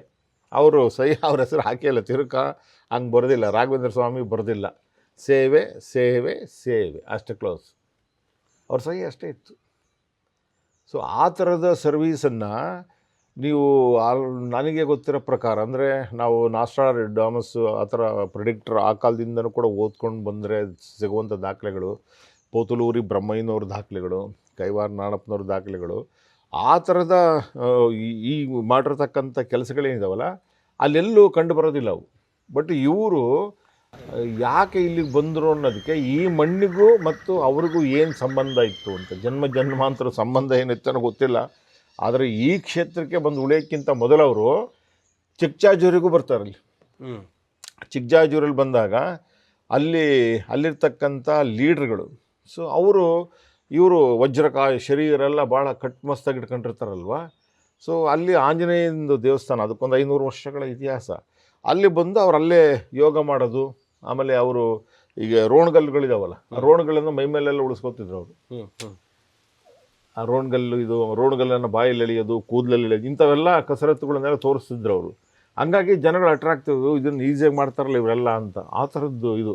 ಹಂಗಾಗಿ ಜನಪ್ರಿಯರಾದ್ರಲ್ಲ, ನನಗೆ ಈ ಥರ ಕೊಟ್ಟರೆ ನಾನು ಇದನ್ನೆಲ್ಲ ಕಲಿಸ್ತೀನಿ, ನಾನಿಷ್ಟು ಓದ್ಕೊಂಬಂದಿದ್ದೀನಿ, ಒಂದಿಷ್ಟು ವಿದ್ಯೆ ಕಲಿಸ್ತೀನಿ ಅಂತೆಲ್ಲ ಕೇಳಿದಾಗ ಯಾವ ಊರು ಅಂತ ಗೊತ್ತಿಲ್ವಲ್ಲ ಜನಗಳಿಗೆ. ಊರಿಗೆ ಬಂದು ಏನು ಮಾಡ್ತಾರೋ ಏನೋ ಅಂತ ಅನುಮಾನದ ಮೇಲೆ ಭಾಳಷ್ಟು ಗ್ರಾಮಗಳು, ಸಂತೆಬೆನ್ನೂರು, ಅದಡಿ, ಕಡೂರು, ಬಾಣಗಿರಿ, ಯಾವ್ಯಾವ ಎಲ್ಲ ಊರುಗಳು ಹೋಗಿದ್ದಾರೆ. ಸುತ್ತಮುತ್ತ ಎಲ್ಲ ಗೊಡಬನಾಳು, ಚಿತ್ರಹಳ್ಳಿ, ಏನು ಸಿಕ್ತು ಎಲ್ಲ ಊರ ಟೈಮಲ್ಲಿ ಗುರುಗಳಿದು ಇದೆಲ್ಲ 1923 ಹಂಗೆ ಕಾಲಘಟ್ಟ, ಸ್ವಾತಂತ್ರ್ಯ ಸಿಕ್ಕಿರಲಿಲ್ಲ, ಆ ಥರದಾಗ ಬಂದಿದ್ದವ್ರಿಗೆ. ಆ ಟೈಮಲ್ಲೇ ಅವರಿಗೆ ಇದೆಲ್ಲ ಆಗಿದ್ದು. ಆಮೇಲೆ ಒಂದು ವರದಿ ಪ್ರಕಾರ, ಒಂದು ರಿಸರ್ಚ್ ನಾವು ಮಾಡ್ತಾ ಹೋದಾಗ ಅವ್ರ ಶರೀರದಲ್ಲಿ ಒಂದು ಗುಂಡಿತ್ತು ಅಂತ ಕೇಳ್ಪಟ್ಟೆ, ಒಂದು ಫೈರ್ ಆಗಿತ್ತು ಅಂತ. ಅದನ್ನು ಕೇಳಿದ್ದೀನಿ ನಾನು. ಆ್ಯಕ್ಚುಲಿಗೆ ಅದು ಶರೀರದಲ್ಲೇ ಉಳ್ಕೋತದು, ರಿಮೂವ್ ಮಾಡಿಲ್ಲ, ಅದು ಹಂಗೆ ಉಳಿದಿತ್ತದು ಅಂತ ನನಗೆ ತುಂಬ ಭಾಳ ಹಿಂದಿನವ್ರು 90 ವರ್ಷ ಅವ್ರು ಹೇಳಿದ್ದು. ಅದು ಗುರುಗಳು ಎಲ್ಲೂ ಕೂಡ ಅದನ್ನ ಮನಸ್ಸಿಗೆ ಹಾಕ್ಕೊಂಡಿಲ್ಲ, ಹಿಂಗೆಲ್ಲ ಹೇಳಿದ್ರು ನಮ್ಗೆ ಅವಾಗೆಲ್ಲ. ಬಟ್ ಅದು ನಾನು ಅದನ್ನು ಹುಡುಕೋಕ್ಕಾಗಲಿಲ್ಲ. ಅದು ಹೇಳಿದ್ದು ಡಾಕ್ಯುಮೆಂಟ್ ಮಾಡಿದ್ದೀನಿ. ಅಂದರೆ ಬ್ರಿಟಿಷ್ ಇದರಲ್ಲೂ ಕೂಡ ಅವರು ವರ್ಕ್ ಮಾಡಿದರು ಸ್ವಾತಂತ್ರ್ಯಕ್ಕೋಸ್ಕರ. ಗಾಂಧೀಜಿಯ ಕರೆಗೆ ಹೋಗ್ಬಿಟ್ಟು ಅವ್ರು ಮಾಡಿದರು ಅಂತೇಳಿ ಅದು ಕೂಡ ದಾಖಲೆ ಇದೆ, ಅದಕ್ಕೂ ಅಫಿಡವಿಟ್ ಇದೆ. ಗಾಂಧಿ ಕಾಲದ ಇವರೆಲ್ಲರೂ ಕೂಡ ಅಲ್ಲಿಂದ ಚಿಕ್ಕಜಾಜೂರಿಗೆ ಬಂದರು. ಚಿಕ್ಕಜಾಜೂರಲ್ಲಿ ಅವರೊಂದು 3-4 ದಿನ ಇರ್ತಾರೆ ಅವರು. ಆ 3-4 ದಿನ ಅಲ್ಲಿ ಲಕ್ಷ್ಮಜ್ಜಿಯನ್ನವರು ಊಟ ಕೊಡ್ತಾರೆ ಅವರಿಗೆ, ಗುರುಗಳಿಗೆ. ಲಕ್ಷ್ಮಜ್ಜಿ ಅವ್ರು ಊಟ ಕೊಡ್ತಾರೆ. ಅವರು 4 ದಿನ ತನಕನೂ ಟ್ರೈ ಮಾಡ್ತಾರೆ ಅವರು ಊರಲ್ಲಿ, ಅಂದರೆ ಯಾರಾದ್ರೂ ಜಾಗ ಕೊಡಿಸ್ತಾರ ಅಂತೇಳಿ. ಆ ಊರಿನಾಗೆ ಸ್ವಲ್ಪ ಇಲ್ಲ, ಅದಕ್ಕೆಲ್ಲ ಅವಕಾಶ ಕೊಡಲ್ಲ. ಅದು ಆ ಥರದ್ದು ಆ್ಯಕ್ಟಿವಿಟೀಸ್ ಗೊತ್ತಿಲ್ವಲ್ಲ. ಇಲ್ಲಪ್ಪ ನೀನು ಹೋಗ್ಬಿಡಿ, ಇಲ್ಲಿ ಇರ್ಬೇಡ ಊರಾಗೆ ಅಂಥೇಳಿ ಅವ್ರು ಅಲ್ಲಿಂದ ಕಳಿಸ್ತಾರೆ ಅವರು. ಸೊ ಮತ್ತೆ ನಾನು ಕೇಳಿದ್ದೆ ಯಾವಾಗ ಅಂದರೆ 1983 ಕೇಳಿದ್ದು. 1983 ಇವರು ನಮ್ಮ ಮನೆ ಬಂದಿದ್ದರು, ರಾಘವೇಂದ್ರ ಸ್ವಾಮೀಜಿಯವರು. ಹಾಫ್ ನಿಕ್ಕರು, ಒಂದು ಹಾಫ್ ಕಟ್ ಬನಿಯನ್ನು, ಒಂದು ಕೆಂಪು ಟವಲ್ಲು, ಒಂದು ಹಿಡ್ಕೊಂಡ್ಬಂದಿದ್ರು ನಿಮ್ಮ ಮನೆಗೆ. ನಮ್ಮ ಮನೆಗೆ ಯಾಕೆ? ಈ ಭಿಕ್ಷೆಗೆ ಚಿಕ್ಕಜಾಜೂರು ಬಂದಿದ್ದರು. ಆವಾಗ ಅವ್ರು ಹೇಳಿದ್ದೇನಂತ, ಈ ಊರಿಗೆ ಬಂದಾಗ ನನಗೆ 4 ದಿನ ಅನ್ನ ಕೊಟ್ಟಿದ್ದು ಲಕ್ಷ್ಮಜ್ಜಿ ಅಂತ ಅವ್ರು ಹೇಳಿದ್ದು. ಅಂದರೆ ಮರ್ತಿರಲಿಲ್ಲ ಅವರು. ಆಮೇಲೆ ಮಜ್ಜಿ ಅವಾಗ ದುಡ್ಡಲ್ಲೇ ಫುಲ್ಲು ಖಾಲಿ ಅವಾಗೆಲ್ಲ.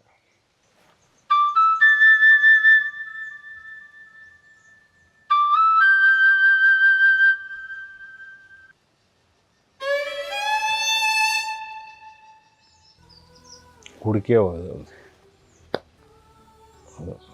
ಸಣ್ಣದು ಕುಡಿಕೆ, 2 ಪೈಸಾ, ಆಣಿ ಲೆಕ್ಕ 1 ಪೈಸಾ ಇಂಥವು ಇದ್ದು ಅಜ್ಜಿ ತಗ.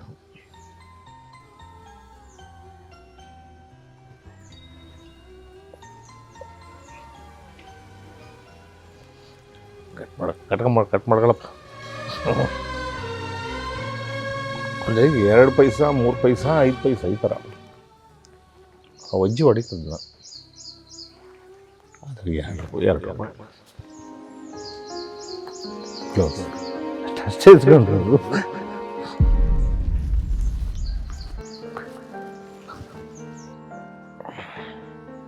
ಅದು 2 ರೂಪಾಯಿ ಇಸ್ಕೊಳಕ್ಕೆ ಅವರು ಆ ಊರಿಗೆ ಬಂದರು.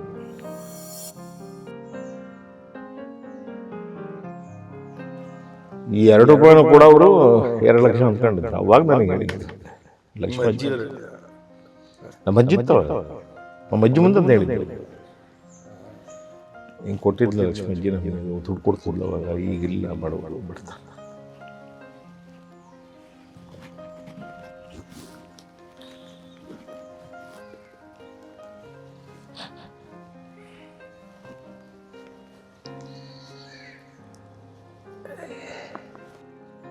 ಅವಾಗ ಅಷ್ಟೇ ನೋಡಿದ್ದ ಅದನ್ನ. ಅದೇನೋ ಸೀರಿಯಸ್ ಅನ್ನಿಸ್ಲಿಲ್ಲ ಅವಾಗ. ಆ ಟೈಮ್ ಹಂಗೆ ಹುಡುಕಾಟ ಸೀರಿಯಸ್ ಅನ್ನಿಸ್ಲಿಲ್ಲ ಅವಾಗ. ಈಗ ಅನಿಸುತ್ತೆ 2 ರೂಪಾಯಿಗೆ ಮನುಷ್ಯ ಬಂದಾನಲ್ಲ ಅಂತ. ಆಮೇಲೆ 83 ಆ ಗ್ಯಾಪಲ್ಲಿ ರಂಗನಾಥ ಅಂತ ಇಲ್ಲೇ ಇದ್ದ ಮೇಷ್ಟ್ರು ಒಬ್ಬ. ಅವನ ಬ್ಯಾಚಲ್ಲಿ ಫಸ್ಟು ಮೇಷ್ಟ್ರು ಅದವನು. ಅವನು ಇದೇ ಊರು ಮಲ್ಲಾರಿಹಳ್ಳಿ, ನಮ್ಮೂರಿಗೆ ಓದ್ತಾ ಇದ್ದ. ಅವನು ಮಲ್ಲಾರಿಹಳ್ಳಿ ಕರ್ಸ್ಕೊಂಡ. ಫಸ್ಟ್ ನೋಡಿದ್ದಷ್ಟು. 2ನೇದು ಬೆಳಗಿನ ಜಾವ ಅಲ್ಲಿ ವ್ಯಾಸಪೀಠದ ಹತ್ರ ಇದು ನಡೀತಾ ಇತ್ತು, ಯೋಗ ಅದೆಲ್ಲ. ಸಾಯಂಕಾಲ ಮತ್ತು ನಾಟಕ. ಇನ್ನಿನ ದಿನ ಸಾಯಂಕಾಲ ಬಂದಿದ್ವಿ ನಾವು 7:30 ಒಂದು ಲೋಕಲ್ ಟ್ರೈನ್ ಅಂತ ಬರೋದು. ಆ ಟ್ರೈನಲ್ಲಿ ಬಂದು ಅವಾಗೆಲ್ಲ ಬುರ್ಡೆ ಬಲ್ಪ ಅವಾಗ ಅಲ್ಲಿ ನಾಟಕದ ರಿಹರ್ಸಲ್ ನಡೀತಿತ್ತು ವ್ಯಾಸ ಮಂಟಪದಲ್ಲಿ. ಅವನು ಬೆಳಗ್ಗೆ ಮತ್ತು ಯೋಗ ಯಥಾಸ್ಥಿತಿ. ಆ ಯೋಗದೆಲ್ಲ ನೋಡಿಕೊಂಡು ನಾವು ಓದಿ ಅಷ್ಟಾದ ಬಿಟ್ಟರೆ ಏನೇನು ನಮಗೂ ಮಲ್ಲಾರಿಹಳ್ಳಿ ಇದಕ್ಕೂ ಏನು ಸಂಬಂಧನೇ ಇಲ್ಲ. ಇಷ್ಟೇ ಇನ್ಸಿಡೆಂಟ್ ನಡೆದಿದ್ದು. ಬಟ್ ನಮ್ಮ ಅಜ್ಜಿ ಅವ್ರ ಫೋಟೋ ಇಟ್ಕೊಂಡು ಪೂಜೆ ಮಾಡ್ತಿತ್ತು, ಅದು ಮಾತ್ರ ಗೊತ್ತು ನನಗೆ. ಇವ್ರ ಫೋಟೋ ಇಟ್ಕೊಂಡು ಪೂಜೆ ಮಾಡ್ತಿತ್ತು ಅಜ್ಜಿ. ಆಮೇಲೆ ಏನು ನಾವು ಅದನ್ನು ಫೋಟೋ ನೋಡಿದ್ವಿ. ಯೋಗದಲ್ಲಿದ್ದಂಥ ಸ್ವಾಮೀಜಿಯವರು. ನಾವು ಎಷ್ಟು ಇದಿದ್ವಿ ಅಂದರೆ, ಸೊ ರಾಜ್ಕುಮಾರ್ ಅವ್ರದ್ದು ಸ್ಕ್ರೀನ್ ಪೇಪರಲ್ಲಿ ಯೋಗದ್ದು ಒಂದು ಫುಲ್ ಶೀಟ್ ಬಂದಿತ್ತು ಕಲರು. ರಾಜ್ಕುಮಾರ್ ಅವ್ರು ಹಿಂಗೆ ಕೂತಿರೋದು, ಈಗ ರಾಘವೇಂದ್ರ ಸ್ವಾಮೀಜಿ ಕೂತಾರಲ್ಲ ಅದೇ ಥರ. ನಾವು ಅದಕ್ಕೆ ಫ್ರೇಮ್ ಹಾಕ್ಸ್ಬಿಟ್ಟು ಅದನ್ನು ಗೋಡೆಗೆ ಹಾಕ್ಬಿಟ್ಟು ನಾವು ಇಟ್ಬಿಟ್ವಿ ಮನೆಗೆ, ನಮ್ಮ ಮನೆಗೆ. ರಾಘವೇಂದ್ರ ಸ್ವಾಮಿಗಳು ಅಂತ ಹೇಳಿದೆ ನಮ್ಮ ಅಜ್ಜಿಗೆ. ಅಂದರೆ ರಾಜ್ಕುಮಾರ್ ಅವರು ಯೋಗದಲ್ಲಿ ಇದ್ದದ್ದು photo screen paper, English paper ಬಂದಿದ್ದು ಫುಲ್ ಪೇಜು. ಆ ಪೇಪರ್ ನ್ಯೂಸ್ ಪೇಪರನ್ನು ಕಟ್ ಮಾಡಿ ಫುಲ್ ಫ್ರೇಮ್ ಮಾಡಿಬಿಟ್ಟು ಮನೆ ಗೋಡೆಗೆ ಹಾಕಿದ್ವಿ. ನಮ್ಮ ಅಜ್ಜಿಗೆ ನಾವು ಹೇಳಿದ್ದು ರಾಘವೇಂದ್ರ ಸ್ವಾಮಿ ಅವರು ಅಂತ. ನಮ್ಮ ಅಜ್ಜಿ ಸಿನ್ಸಿಯರ್ ಪೂಜೆ ಮಾಡೋದು ಆ ಫೋಟೋಗೆ. ಆಮೇಲೆ ಗೊತ್ತಾಗ್ಬಿಡ್ತು ರಾಜ್ಕುಮಾರ್ ಅಂತ. ರಾಜ್ಕುಮಾರ್ ಅದು ಅಂತ ಹೇಳಿದ ತಕ್ಷಣ ನಮಗೊಂದಲ್ಲ ಆಲ್ಮೋಸ್ಟ್ ಒಂದು 6-7 ತಿಂಗಳಾಗೋಗಿತ್ತು. ಯಾರು ಹೇಳಿದ್ದು ರಾಜ್ಕುಮಾರ್ ಇದು ಅಂತೆಲ್ಲ ಹೇಳ್ಬಿಟ್ರು. ರಾಜ್ಕುಮಾರ್ ಫೋಟೋ ತಂದು ಡೈಲಿ ರಾಘವೇಂದ್ರ ಸ್ವಾಮಿ ಅಂತ ಪೂಜೆ ಮಾಡಿಸ್ತದೆ, ನೋಡೋವನ್ನ ಕರಿಯೋನ್ನ ಹಿಡಿಯೋನ್ನ ಅಂತ ಅವಾಗೆಲ್ಲ ಇದೆಲ್ಲ ಮಾಡ್ತಾವೆ ಅಜ್ಜಿ. ಈ ಥರದ್ದೆಲ್ಲ ಮಾಡ್ತಿದ್ವಿ ನಾವು ಅವಾಗೆಲ್ಲ. ಅದು ರಾಜ್ಕುಮಾರ್ ಕೂಡ ಯೋಗ ಕಲ್ತಿದ್ರು. ಆಮೇಲೆ ರಾಜ್ಕುಮಾರ್ ಇಲ್ಲಿ ಬಂದು ಹೋಗಿರ್ತಕ್ಕಂಥದ್ದು ಇದು ಆ್ಯಕ್ಚುಲಿ ಬಂದ್ಯಾರ. ರಾಜ್ಕುಮಾರು, ಪಾರ್ವತಮ್ಮರು, ಪುನೀತ್ ರಾಜ್ಕುಮಾರು, ಭಾಳಷ್ಟು ಜನ ಕನ್ನಡ ಚಲನಚಿತ್ರರಂಗದ ಎಲ್ಲ ದಿಗ್ಗಜರಲ್ಲಿ ಬಂದರು. ಉದಯ್ ಕುಮಾರ್, ಎಲ್ಲ ದೊಡ್ಡ ಆಲ್ ಕುಮಾರ್ಸ್, ಎಲ್ಲ ಕುಮಾರ್ ಅವರು ಇಲ್ಲಿ ಕುಮಾರ್ ಹತ್ರ ಇವರೆಲ್ಲರೂ ಬಂದಿದ್ದಾರೆ. ನಿರ್ದೇಶಕರುಗಳು ಬಂದಿದ್ದಾರೆ. ವೃತ್ತಿ ರಂಗಭೂಮಿಯ ಎಲ್ಲ ದೊಡ್ಡ ದೊಡ್ಡ ಮಹಾನುಭಾವರು ಬಂದ್ದಾರೆ. ದೊಡ್ಡ ದೊಡ್ಡ ಬರಹಗಾರರೆಲ್ಲರೂ ಬಂದರು ಇಲ್ಲಿ. ಹಿಂಗೆ ಗುರುಗಳು ಆಶೀರ್ವಾದ ತೊಗೊಳಕ. ಹೌದೌದು. ಅವರು ಆಯುರ್ವೇದ ಮೆಡಿಸಿನ್ಗೆ ಅಂತ ಬರೋದು, ಆಮೇಲೆ ಯೋಗ ಕಲಿಯೋಕ್ಕೆ ಅಂತ ಬರೋರು, ಆಮೇಲೆ ಇನ್ನಿತರ ಅವ್ರಿಗೆಲ್ಲ ಔಷಧಿ ಕೊಡೋರು. ಹೌದೌದು. ಇವರು ಎಲ್ಲ ಚರ್ಮ ರೋಗಕ್ಕೂ ಆಮೇಲೆ ಪ್ರತಿಯೊಂದು ರೋಗಕ್ಕೂ ಔಷಧಿ ಕೊಡ್ತಿದ್ರು. ಅವರೆಷ್ಟು ಸೋಮವಾರ ಬೆಳಿಗ್ಗೆನ ಔಷಧಿ ಕೊಡೋದೇನೋ ಇತ್ತು ಅವ್ರದ್ದು. ಸೋಮವಾರ ಬೆಳಿಗ್ಗೆ ಒಂದ್ಸರಿ ದಾವಣಗೆರೆಗೆ ಹೋಗ್ತಾರೆ ಅವರು. ದಾವಣಗೆರೆಗೆ ಹೋಗಿ ಅವರಿಗೆ ಬರೋಕ್ಕೆ ಬಸ್ಸಿನ ವ್ಯವಸ್ಥೆ ಇರಲ್ಲ. ಬಸ್ನಾಗ ಬರ್ತಿದ್ರು, ನಡ್ಕೊಂಡು ಬರ್ತಿದ್ರು. ಸಂಜೆ ಅಲ್ಲೇನೋ ತಡವಾಯ್ತಲ್ಲಿ. ಸೊ ತಡವಾದಾಗ ಅವರಿಗೆ ದಾವಣಗೆರೆಗೆ ಉಳ್ಕೊಳ್ಳೋ ಪರಿಸ್ಥಿತಿ ಬರುತ್ತೆ. ಅಂದರೆ ಕತ್ಲು 7-7:15 ಆಗಿರುತ್ತೆ ಇದು. ಆಮೇಲೆ ಅಲ್ಲಿ ಕೆಲಸ ಮುಗಿಯೋದೇ ಇಲ್ಲ. ಭಕ್ತರ ಮನೆಗೆ ಹೋಗಿರ್ತಾರಲ್ಲ, ಅವ್ರನ್ನ ಕೇಳೋಕ್ಕಾಗಲ್ಲ. ಯಾವಾಗೆಲ್ಲ ಕಾರ್ಗಳು ಯಾರು ಇಟ್ಟಿರಲಿಲ್ಲಲ್ಲ. ಇಲ್ಲಿ ಕಮಿಟ್ ಅವರು 4 ಗಂಟೆಗೆ ಬರ್ಬೇಕಲ್ಲ ಬೆಳಿಗ್ಗೆ ಔಷಧಿ ಕೊಡೋಕ್ಕೆ. ಹಿಂದಿನ ದಿನ ಸಾವಿರಾರು ಜನ ಆಂಧ್ರ ಕಡೆಯಿಂದೆಲ್ಲ ಬಂದ್ಬಿಟ್ಟು ಇಲ್ಲಿ ಇವರು ಬಂದಿರ್ತಾರೆ ಔಷಧಿ ತಗೊಳಕ್ಕೆ ಅಂತೇಳಿ. ಅದಕ್ಕೆ ಅವರು ಒಂದು ರನ್ನಲ್ಲಿ Davanagere to Holalkere station so railway track ಮುಖಾಂತರನೇ ಓಡ್ಕೊಂಬರ್ತಾರೆ. ಬಂದಿರ ಅಯ್ಯೋ ಗೋವಿಂದ. ಓಡ್ಕೊಂಬಂದು ಅಲ್ಲಿಂದ ಮತ್ತೆ ಹೊಳಲ್ಕೆರೆ ಸ್ಟೇಷನಿಂದ ಮಲ್ಲಾಡಿಹಳ್ಳಿಗೆ ಅಲ್ಲಿಂದ ಓಡ್ಬಂದು ಇಲ್ಲಿ ಬೆಳಿಗ್ಗೆ ಎದ್ದು ಔಷಧಿ ಮಾಡ್ಬೇಕಲ್ಲ, ಮದ್ದು ಮಾಡ್ಬೇಕಲ್ಲ. ಸೂರ್ಯದಾಸ್ ಅವರು ಮಾಡ್ತಿರ್ತಾರೆ. ಅವರು ಮಾಡ್ತಿರ್ತಾರೆ. ಬಂದು ಆ್ಯಸ್ ಯೂಶುವಲ್ ಮತ್ತೆ ವ್ಯವಸ್ಥೆನೆಲ್ಲ ತಯಾರು ಮಾಡಿ ಮತ್ತೆ ಬಂದಿರತಕ್ಕಂಥವ್ರು ಎಲ್ಲರಿಗೂ ಕೂಡ ಅದನ್ನು ಕೊಡ್ತಾರೆ. ಕಮಿಟ್ಮೆಂಟ್ ಅದು ಅವರ ಬದ್ಧತೆ ಹಂಗಿತ್ತು ಅಂತ. ನಾಳೆ ಬೆಳಿಗ್ಗೆ ಹೆಂಗೆ ದುಡ್ಡಿಗೆ ಕೊಡೋಣ ಹೆಂಗೆ? ಇಲ್ಲೆಲ್ಲ ದುಡ್ಡು ಏನಿಲ್ಲ, ಆ ಥರದ್ದೇನಿಲ್ಲ. ಇಲ್ಲಿ ಎಲ್ಲ ಸೇವೆ ಅಷ್ಟೇ, ಬೋರ್ಡ್ ಸೇವೆ ನೀವು ಕೊಟ್ಟರೆ ಅಲ್ಲಿ ಇಸ್ಕೊಳ್ತಿದ್ರು, ಇಲ್ಲದ್ರೆ ಇಲ್ಲ. ಆಮೇಲೆ ಅವ್ರ ಹೆಸರಿಗೆ ಒಂದು ಬ್ಯಾಂಕ್ ಅಕೌಂಟೇ ಇಲ್ಲ. ರಾಘವೇಂದ್ರ ಸ್ವಾಮಿಗಳ ಹೆಸರಲ್ಲಿ ನಂದೊಂದು ಪರ್ಸನಲ್ ಅಕೌಂಟಪ್ಪ, ನನಗೆ ದುಡ್ಡು ಇಟ್ಟಿರ್ತೀನಿ ಕಷ್ಟಕ್ಕೆ ಅಂತ, ಅದು ಮಾಡಿಲ್ಲ ಅವರು. ಎಲ್ಲ ಅನಾಥ ಸೇವಾಶ್ರಮ ವಿಶ್ವಸ್ತ ಸಮಿತಿಗೆ, ಟ್ರಸ್ಟಿಗೆ ಹೋಗ್ಬೇಕು ದುಡ್ಡು. ಇವರಿಗೆ ಪರ್ಸನಲ್ ಏನು ಅಂದರೆ ಶೇವಿಂಗ್ ಬ್ಲೇಡು, ಸೋಪು, ಮೆಡಿಮಿಕ್ ಸೋಪು, ಇಂಥ ಸೋಪು, ಆಯುರ್ವೇದಿಕ್ ಸೋಪು, ಒಂದು ಟವಲ್ಲು, ಒಂದು ನಿಕ್ಕರು, ಇದೆಲ್ಲ ಬರಬೇಕಲ್ಲ. ಇದಕ್ಕೆ ಶ್ರಾವಣದಲ್ಲಿ ಅವರು 1 ತಿಂಗಳು ಶಿಬಿರ ಮಾಡೋರು. ಆ ಶಿಬಿರದ ಕೊನೆಯ ದಿನ ಪೂಜೆ ಮಾಡುವಾಗ ಮಂಗಳಾರತಿ ತಟ್ಟೆಗೆ ಹಾಕ್ತಾರಲ್ಲ ಕಾಸು, ಆ ಕಾಸಲ್ಲಿ ಅದನ್ನು ವರ್ಷ ಪೂರ್ತಿ ಬಟ್ಟೆಗೆ, ಬ್ಲೇಡ್ಗೆ, ಶೇವಿಂಗ್ ಇದಕ್ಕೆ ಅದಕ್ಕೆ ಬಳಸ್ತಿದ್ರಂಥವ್ರು.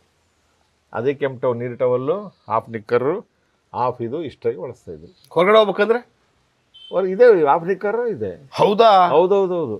ಹಾಫ್ ನಿಕ್ಕರು ಇದು ಹಾಕೊಂಡು ಹೋಗೋರು, ಅದೇ ಇತ್ತು ಅವ್ರದ್ದು. ಅವ್ರೇನು ಯಾವುದು ಡ್ರೆಸ್ ಕೋಡ್ ಇಲ್ಲ ಅವ್ರಿಗೆ, ಇದೇ ಥರ ಇರೋದು. ಆಮೇಲೆ ಊಟನೂ ಕೂಡ 1 ಮುಷ್ಟಿ ಹೆಸರುಬೇಳೆ, 1 ಮುಷ್ಟಿ ಅಕ್ಕಿ ತುಪ್ಪದಲ್ಲಿ ಹುರಿದ್ಬಿಡೋರು. ಹುರಿದು ಅದು ಊಟ ಅಷ್ಟೇ ಅವ್ರದ್ದು. ಎಷ್ಟೊತ್ತು? ಬೆಳಗ್ಗೆ 3:30 ಎದ್ದು 4:15 ಆಜಾನಲ್ಲಿ ಕೂಗ್ತಾರೆ ಅಲ್ಲಿ. ಆಮೇಲೆ ಆ್ಯಕ್ಟಿವಿಟಿ ಸ್ಟಾರ್ಟ್ ಆಗಿಬಿಡುತ್ತೆ. ಸ್ಟಾರ್ಟ್ ಆಗುತ್ತೆ. ಒಂದೇ ಹೊತ್ತು ಊಟ ಬೆಳಗ್ಗೆ ತಿನ್ನರಲ್ಲ, ಮತ್ತು ರಾತ್ರಿಗೆ ಒಂದು ಬಾಳೆಹಣ್ಣು, ಒಂದಿಷ್ಟು ಮತ್ತಿದೆ ಹೆಸರುಬೇಳೆ, 1 ಮುಷ್ಟಿ ಇದು. ಅವರು ಉಪ್ಪನ್ನು ಟೋಟಲ್ ಸೋಡಿಯಮನ್ನು ಇದು ಮಾಡಿದ್ರು ಅವರು.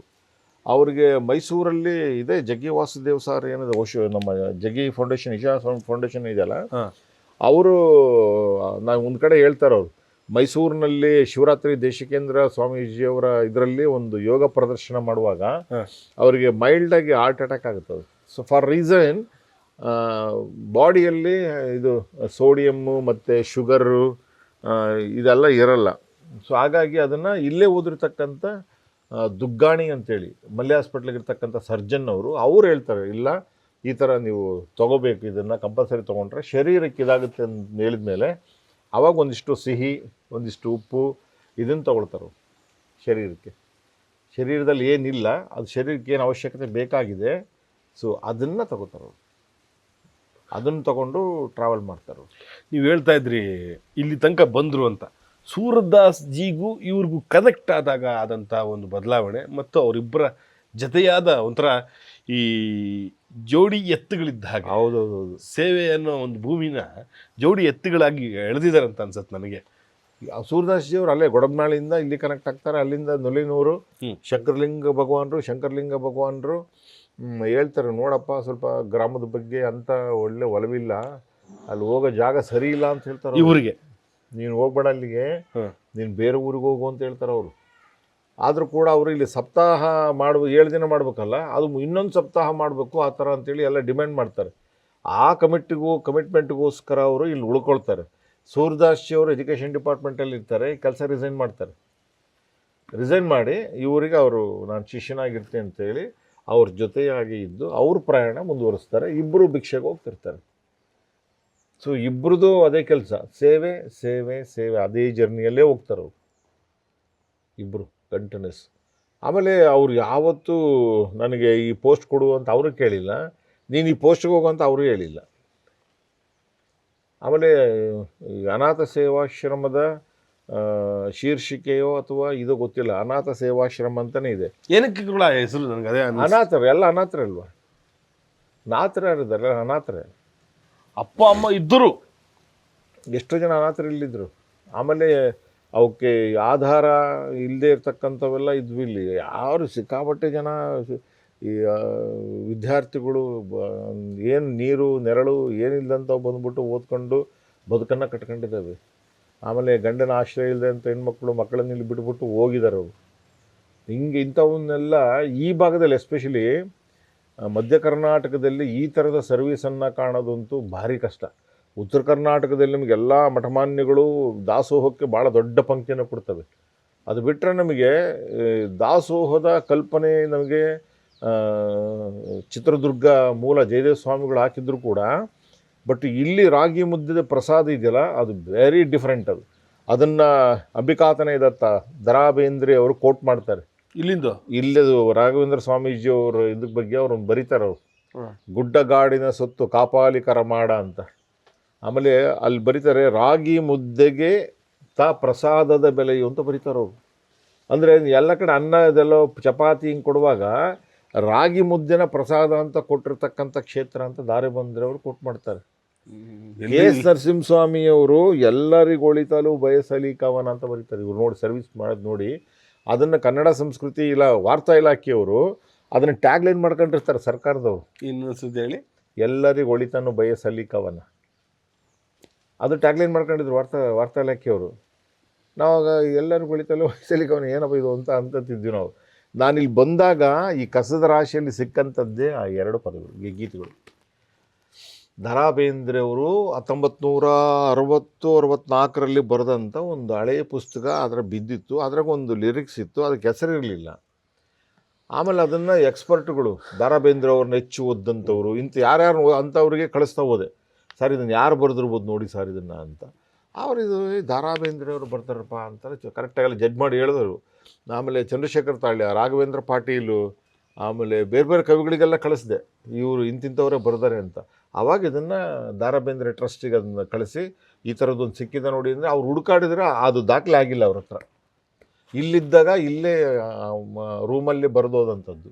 ಕೆ ಎಸ್ ನರಸಿಂಹಸ್ವಾಮಿಯವರು, ಎಚ್.ಎಸ್. ವೆಂಕಟೇಶ ಮೂರ್ತಿಯವರು, ದ.ರಾ ಬೇಂದ್ರೆಯವರು, ಭದ್ರಗಿರಿ ಅಚ್ಯುತದಾಸರು, ಹಿಂಗೆ ಸಿಕ್ಕಾಪಟ್ಟೆ ಜನ ಇಲ್ಲಿ ಅವರೆಲ್ಲರೂ ಕೂಡ ಇವ್ರನ್ನ ಇದು ಮಾಡ್ತಾ ಹೋಗ್ತಾರೆ. ಅಷ್ಟು ಮಾಡಿದ್ರೆ ಅವರು ಯಾವುದನ್ನು ಬರೀ ಸರ್ವೀಸು. ನೀನು ಈ ಥರ ಇಂಟ್ರ್ಯೂ ಮಾಡಬೇಕು ಅಂತಂದರೆ ಒಂದು ನಿಮಿಷ ಕೊಡ್ತಿರ್ಲಿಲ್ಲ ಅವರು. ನೀವು ಬಂದು ನಾನು ನಿಮ್ಮನ್ನು ಪತ್ರಿಕೆ ಬರೀಬೇಕು ನಿಮ್ಮ ಬಗ್ಗೆ ಅಂತಂದರೆ ಆಯ್ತಪ್ಪ ಕೆಲಸ ಮಾಡ್ಕೊಂಬರ್ತೀನಿ ಅಂತ ಹೋಗ್ಬಿಡೋರು ಅವರು. ಆ ಥರ ಇಂಟ್ರ್ಯೂ ಮಾಡೋಕ್ಕೆ ನಿಮ್ಮನ್ನು ಇಂಟ್ರ್ಯೂ ಮಾಡಬೇಕು, ನಾವು ನಿಮ್ಮ ಬಗ್ಗೆ ಬರೀಬೇಕು ಅಂತಂದ್ರೆ ಇಲ್ಲ, ಟೈಮ್ ಇಲ್ಲ. ಬೆಳಗ್ಗೆ 3:30 ಕಮಿಟ್ಮೆಂಟು, ರಾತ್ರಿ 11:30 ತನಕ ಎಲ್ಲಿದೆ ಟೈಮು? ಪ್ರಶಸ್ತಿಗಳು ಬರಲಿ ಪ್ರಶಸ್ತಿಗಳು ಎಷ್ಟು ಕೊಡ್ತಾರಪ್ಪ ದುಡ್ಡು ಅಂತ ಕೇಳೋದವ್ರಿಗೆ.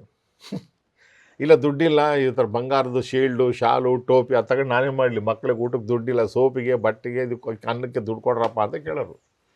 ಅದಿಲ್ಲ ಅಂದರೆ ಇಲ್ಲಿ ಬೇಡಪ್ಪ ಪ್ರಶಸ್ತಿ ಅಂತ ಹೇಳೋರು. ಹಾಗಾಗಿ ಕರ್ನಾಟಕ ಸರ್ಕಾರದ ಮತ್ತು ಭಾರತ ಸರ್ಕಾರದ ಅನೇಕ ಪ್ರಶಸ್ತಿಗಳಿಂದ ವಂಚಿತರಾದರು. ಅದು ಸರ್ಕಾರದ ಅಧಿಕಾರಿಗಳು ಕೂಡ ಆ ನಿಟ್ಟಲ್ಲಿ ಯೋಚನೆ ಮಾಡಬೇಕಾಗಿತ್ತು. ಅದೇನು ದೊಡ್ಡ ಅಮೌಂಟ್ ಅಲ್ಲ. ಇವತ್ತು ಇದೇ ಅನಾಥ ಸೇವಾಶ್ರಮದಲ್ಲಿ ಭಜನೆಗೆ 25,000, 50,000 ಹಿಂಗೆಲ್ಲದು ಕೊಡ್ತಾಯಿದ್ದಾರೆ. ಆದರೆ ಇವರು ಮಾಡಿಬಿಟ್ಟು ಇವ್ರು ಕೊಡ್ತಾಯಿದ್ದಾರೆ ಈಗಿರ್ತಕ್ಕಂಥವ್ರು.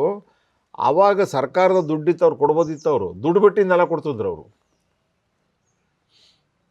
ಆಮೇಲೆ ಎಲ್ಲ ರಸೀದಿನೂ ಅನಾಥ ಸೇವಾಶ್ರಮ ವಿಶ್ವಸ್ತ ಸಮಿತಿಗೆ ಹೋಗ್ತಿತ್ತು. ಇವ್ರು ಮಾತ್ರ ಶ್ರಾವಣದ ಬಂದಂಥದ್ದು ಇಟ್ಕೊಂಡು ಹೋಗ್ತಿದ್ರು. ಅದರಲ್ಲೇ ಇರೋ ಬಟ್ಟೆನ ಅವ್ರದ್ದು ಯಾರು ಹರ್ಕೊಂಡು ಹೋಗಿರ್ತದೆ ಬಟ್ಟೆ ಗಿಟ್ಟೆ ಟವಲೆಲ್ಲ ಅವ್ರಿಗೆ ಕೊಡ್ತಿದ್ರು ಅವರು. ಇವ್ರು ಅರ್ಧದ್ದು ಇವರು ಸ್ಟಿಚ್ ಮಾಡ್ಕೊಂಬಿಟ್ಟು ಇವ್ರು ಹಾಕತ್ತಿದ್ರು ಅವ್ರದ್ದು. ಇಂಥ ಪ್ರಯೋಗಗಳನ್ನೆಲ್ಲ ಅಂದರೆ ಯಾರು ಕಲ್ಪನೆಯೂ ಮಾಡಬಾರ್ದು, ಯೋಚನೆಯೂ ಮಾಡಬಾರ್ದು, ಅದನ್ನು ದಾಟಾಚೆಗೆ ಹೋಗ್ಬಿಟ್ಟಿದ್ದಾರೆ. ಈ ಪದಕಗಳು ಪ್ರಾಣ ಪದಕ ಆಗಬೇಕು. ಪದಕಗಳು ಬಡವರ ಹೊಟ್ಟೆಗೆ ಮೋದಕ ಆಗಬೇಕು. ಆಗಲೇ ಅಲ್ಲ ಲೈಫ್ ಅಲ್ವಾ? ಕರೆಕ್ಟ್ ಅಲ್ಲ.